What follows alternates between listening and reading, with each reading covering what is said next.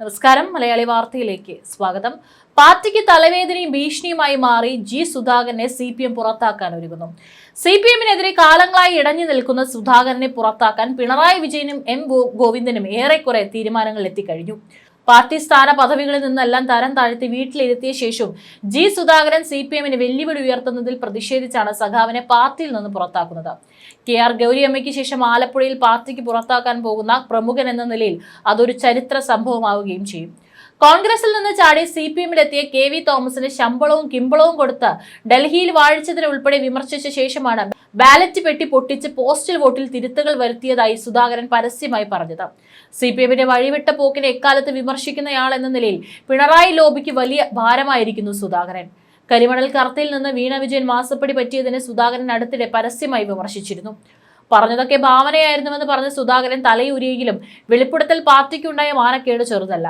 കഴിഞ്ഞ അസംബ്ലി തെരഞ്ഞെടുപ്പിൽ സീറ്റ് നിഷേധിക്കുകയും കഴിഞ്ഞ കാലത്തെ വിവിധ ഇലക്ഷൻ പ്രചാരണങ്ങളിൽ നിന്ന് വിട്ടുനിൽക്കുകയും ചെയ്തതുൾപ്പെടെ സുധാകരൻ പാർട്ടിയെ തുടരെ വെല്ലുവിളിക്കുകയാണ്. 78കാരനായ സുധാകരൻ തുടരെ വെളിവുകേടുകളും വെളിപാടുകളും വിവരക്കേടുകളും പലപ്പോഴായി നടത്താറുണ്ടെങ്കിലും പിണറായി വിജയനെ പരസ്യമായി വെല്ലുവിളിക്കുന്ന സാഹചര്യത്തിലാണ് ഇങ്ങനെ ഒരു കൊള്ളി ഇനി പാർട്ടിയിൽ വേണ്ടതുള്ള തീരുമാനം. മുൻ സർക്കാരിൽ മന്ത്രിയായിരുന്ന കാലത്ത് പിണറായി ലോബിയുടെ അഴിമതിക്ക് കൂട്ടുനിൽക്കാതിരുന്നത് മുതൽ സുധാകരനെ പിണറായിയും പാർട്ടിയും ഒതുക്കിക്കൊണ്ടിരിക്കുകയാണ്. അടുത്ത പാർട്ടി സെക്രട്ടേറിയറ്റിലും പോളിറ്റ് ബ്യൂറോയിലും ഇക്കാര്യം ചർച്ച ചെയ്ത് സുധാകരൻ സഖാവിനെ പാർട്ടിയിൽ നിന്ന് വീട്ടിലേക്ക് എന്നേക്കുമായി സ്ഥലമാറ്റം കൊടുക്കാനുള്ള നീക്കത്തിലാണ് CPM.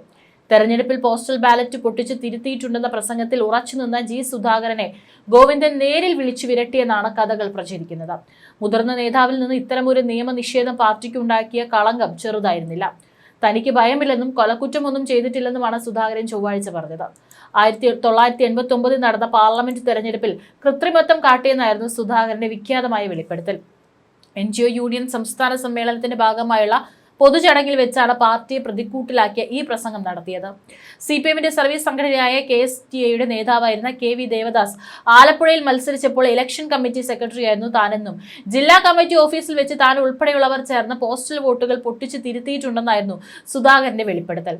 അന്ന് CPM സർവീസ് സംഘടനകളിലെ അംഗങ്ങളുടെ വോട്ടിൽ 15% ദേവദാസിനെതിരായിരുന്നുവെന്നും അത് തിരുത്തിയെന്നൊക്കെയാണ് സുധാകരൻ സഖാവ് പറഞ്ഞത്. പോസ്റ്റൽ വോട്ട് ഒട്ടിച്ചു തന്നാൽ ഞങ്ങൾ അത് പൊട്ടിക്കുമെന്നും ഈ സംഭവത്തിൽ തെരഞ്ഞെടുപ്പ് കമ്മീഷൻ കേസെടുത്താലും കുഴപ്പമില്ലെന്നായിരുന്നു ജി സുധാകരന്റെ വെളിപ്പെടുത്തൽ. 1989 പാർലമെന്റ് തെരഞ്ഞെടുപ്പിൽ വക്കം പുരുഷോത്തമനെതിരായിരുന്നു ദേവദാസ് മത്സരിച്ചത്. 1/4 ലക്ഷത്തിൽ പരം വോട്ടുകളുടെ ഭൂരിപക്ഷത്തിൽ വക്കം പുരുഷോത്തമനായിരുന്നു അന്ന് വിജയി. പാർട്ടി തലത്തിലും നിയമതലത്തിലും നടപടി ഉണ്ടാകുമെന്ന് ഉറപ്പായതോടെയാണ് സുധാകരൻ ഇന്നലെ പ്ലേറ്റ് തിരിച്ച് വാക്കുകൾ വിഴുങ്ങിയത്. ബാലറ്റ് തുറന്നു നോക്കിയിട്ടില്ലെന്നും കള്ളവോട്ട് ചെയ്യുകയോ ചെയ്യിപ്പിക്കുകയോ ചെയ്തിട്ടില്ലെന്നും കാര്യങ്ങൾ അല്പം ഭാവന കലർത്തി പറയുകയാണ് ചെയ്തതെന്നും പറഞ്ഞ് തലയൂരാൻ ശ്രമം നടത്തി. ഒരു ബാലറ്റും ആരും തിരുത്തുകയോ തുറന്നു നോക്കുകയോ ചെയ്തിട്ടില്ലെന്നും ഇന്ന് വരെ കള്ളവോട്ട് ചെയ്തിട്ടില്ലെന്നും കള്ളവോട്ട് ചെയ്യാൻ ആർക്കും പണം നൽകിയിട്ടില്ലെന്നൊക്കെ പറഞ്ഞ് സുധാകരൻ രക്ഷപ്പെടാൻ ശ്രമം നടത്തിയിരുന്നു. 1989 ലോക്സഭാ തെരഞ്ഞെടുപ്പിൽ ബാലറ്റിൽ കൃത്രിമം കാട്ടിയെന്ന ജി സുധാകരന്റെ വിവാദ പ്രസംഗത്തിൽ സുധാകരനെതിരെ കേസെടുക്കണമെന്നാവശ്യപ്പെട്ട് വരണാധികാരി കൂടിയായ ജില്ലാ കലക്ടർ പോലീസിന് കത്ത് നൽകിയിരുന്നു. എന്നാൽ കേസുണ്ടായാലും 1989 നടന്ന സംഭവത്തിൽ തെളിവ് കണ്ടെത്തുക പ്രായോഗികമല്ല. ആ നിലയിൽ സുധാകരന്റെ തൽക്കാലം തടി തപ്പാമെങ്കിലും പാർട്ടിയെ സുധാകരൻ വെട്ടിലാക്കുക തന്നെ ചെയ്തു. തപാൽ വോട്ടിൽ കൃത്രിമത്വം നടത്തി തെരഞ്ഞെടുപ്പ് പ്രക്രിയ അട്ടിമറിക്കുവാൻ ശ്രമിച്ചതായുള്ള വെളിപ്പെടുത്തിന്മേൽ കേസെടുക്കാനും വിശദമായ അന്വേഷണം നടത്താനും അടിയന്തര നടപടി സ്വീകരിക്കാനും ആലപ്പുഴ ജില്ലാ തെരഞ്ഞെടുപ്പ് ഓഫീസർക്ക് മുഖ്യ തെരഞ്ഞെടുപ്പ് ഓഫീസർ രത്തൻ യു ഗേൽക്കറാണ് നിർദ്ദേശം നൽകിയിരുന്നു.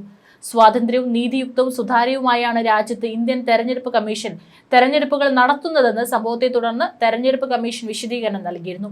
ജനപ്രാതിനിധ്യ നിയമം, തെരഞ്ഞെടുപ്പ് ചട്ടങ്ങൾ, ഇന്ത്യൻ തെരഞ്ഞെടുപ്പ് കമ്മീഷന്റെ മാർഗനിർദ്ദേശങ്ങൾ എന്നിവയ്ക്ക് വിധേയമായാണ് തെരഞ്ഞെടുപ്പുകൾ നടക്കുന്നത്.